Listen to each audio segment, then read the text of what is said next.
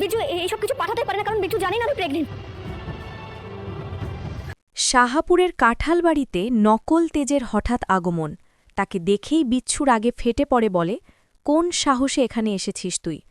নকল তেজ ঠোঁটের কোণে ঠান্ডা হাসি এনে উত্তর দেয়, কেন, আমি কি এখানে আসতে পারি না? যে মানুষটা তোকে তোর নিজের পরিবারের সামনে ড্রাইভার বানিয়ে দিতে পারে, সে কি তোর জীবনের সামনে এসে দাঁড়াতে পারবে না? এরপর সে স্পষ্ট করে জানায় সে এসেছে বিচ্ছুকে সব সত্য মনে করিয়ে দিতে, বিশেষ করে সুধার জীবনের সেই অধ্যায়গুলো যেগুলো সে ইচ্ছে করেই ভুলে থাকার চেষ্টা করছে। নকল তেজ বলে, বিচ্ছু যতই নিজেকে বোঝাক, সুধার প্রতি তার টান আজও শেষ হয়নি, আর সেই দুর্বলতার কথাই সে তাকে চোখে আঙুল দিয়ে দেখাতে এসেছে। নকল তেজ আরও জানায়, বাড়ি, বিজনেস, এমনকি সুধাকে নিজের করে নেওয়ার সমস্ত পরিকল্পনা সে আগেই গুছিয়ে ফেলেছে। এখন শুধু একটা কাজ বাকি, বিচ্ছুকে সরিয়ে দেওয়া। এই কথা শুনে বিচ্ছু গর্জে ওঠে, আমার সুধার গায়ে যদি একটা হাতও তুলিস, আমি তোকে খুন করে ফেলব। কিন্তু নকল তেজ ভয় পায় না, বরং সে বলে, কারণ তুই সেই পর্যন্ত বেঁচে থাকবিই না। এরপর সে একে একে সুধার অতীতের সমস্ত ঘটনা খুলে বলতে শুরু করে, সার্থকের সঙ্গে তার বিয়ে, পরে কিভাবে তেজের সঙ্গে তার জীবন জড়িয়ে যায়, সব কিছু। সবচেয়ে ভয়ঙ্কর মুহূর্ত আসে তখনই যখন নকল তেজ প্রকাশ করে দেয়, আমি সুধার প্রথম স্বামী সার্থক চ্যাটার্জি, আর হ্যাঁ, আমি তোরই ভাই। এই কথা শুনে বিচ্ছু পুরোপুরি স্তব্ধ হয়ে যায়। সার্থক তখন বলে, সেদিন ভগবান আমার সঙ্গে ছিল বলেই আমি মর্গ থেকে ফিরে এসেছি। আমার জীবনে যাদের কাছে বদলা নেমার আছে, তাদের তালিকায় প্রথমে আছিস তুই আর সুধা। সে আরও ভয়ঙ্কর হুমকি দেয়, আগে তোকে শেষ করব, তারপর তোদের অনাগত সন্তানকেও পৃথিবীর আলো দেখতে দেব না। এই কথা বলেই সার্থক লাঠি দিয়ে বিচ্ছুর মাথায় আঘাত করে। বিচ্ছু মাটিতে লুটিয়ে পড়ে।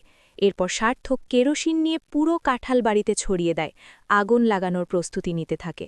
অন্যদিকে সুধাকে দেখা যায় ড্রয়িং রুমে অনমনে দাঁড়িয়ে থাকতে। ঝিনুক এসে জিজ্ঞেস করে, দিদি কি হয়েছে, এমন করে দাঁড়িয়ে আছিস কেন? সুধা উদ্বিগ্ন কণ্ঠে বলে, আমাকে এখনই শাহাপুর যেতে হবে, ওখানে তেজ আছে, আমার মনে হচ্ছে ও বড় বিপদে পড়েছে। ঠিক তখনই কাননবাড়া দেবী পিছন থেকে প্রশ্ন করেন, তুমি পোয়াতি অবস্থায় এখন কোথায় যেতে চাইছ?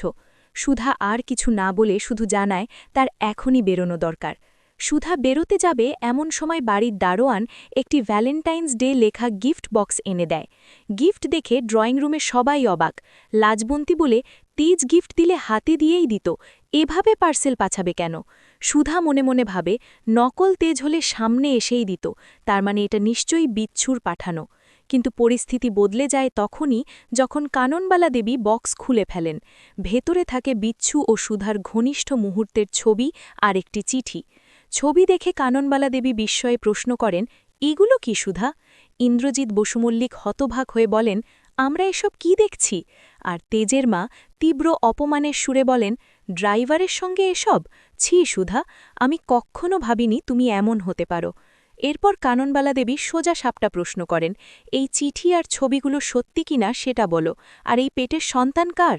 সুধা শান্ত কিন্তু দৃঢ় কণ্ঠে জানায়, এই উত্তর আপনাদের পছন্দ হবে না, তাছাড়া এটা নকল তেজের চক্রান্ত, বিচ্ছু তো জানেই না আমি প্রেগনেন্ট। এদিকে চুমকিকে দেখা যায় আবার কাঁঠালতলার দিকে ছুটতে। পারুলটাকে সাবধান করে বলে, তুই আবার ওদিকে কেন যাচ্ছিস, এবার কিন্তু বড় বিপদ হবে, চল এখান থেকে। পর্বের শেষ দৃশ্যে আমরা দেখি সার্থক পুরো বাড়িতে আগুন ধরিয়ে দেয়, চারিদিকে দাউ দাউ করে আগুন জ্বলতে থাকে, শাহাপুর কাঁঠালবাড়ি ভয়ঙ্কর অগ্নিকাণ্ডের কবলে পড়ে।